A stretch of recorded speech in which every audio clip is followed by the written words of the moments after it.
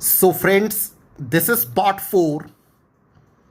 of the same discussion, that is, difference between procedure established by law and due process of law. So, by the end of the previous video, we people had discussed that in one of the most famous and significant or landmark cases adjudicated upon by the Honorable Supreme Court of Judicature in the year 1978, that is Menaka Gandhi versus Union of India. The Honorable Supreme Court stated that if there is any law enacted by the legislature which deprives a person of his right to life and personal liberty, then it is not the responsibility of the court to only see whether the law and the procedure established by law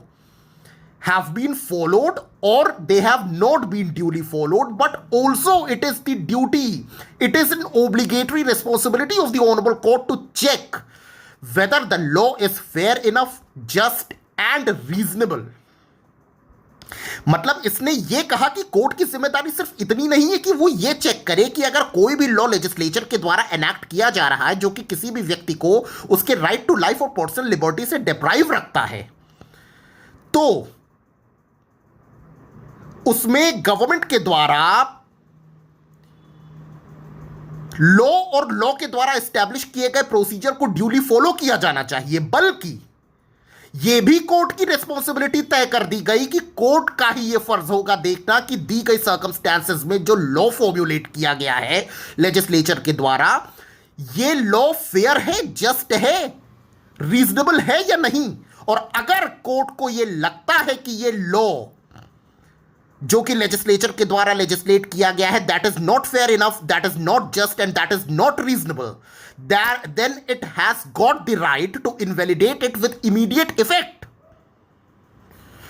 It may strike it down as unconstitutional, and the moment any law legislated by the legislature or enacted by the legislature is struck down by the Honorable Court as unconstitutional, it will cease to have any effect. So basically ये जो judgment था Maneka Gandhi versus Union of India का, इसमें Supreme Court ने article number 21 में जो procedure established by law है इसकी मीनिंग को ब्रॉडली इंटरप्रेट किया, ब्रॉड इंटरप्रिटेशन दिया इसमें कि प्रोसीजर एस्टैब्लिश्ड बाय लॉ केवल प्रोसीजर एस्टैब्लिश्ड बाय लॉ नहीं है, बल्कि उसमें ड्यू प्रोसेस ऑफ लॉ का एलिमेंट भी होना चाहिए। ड्यू मतलब वही fair, just and reasonable. So basically इस जजमेंट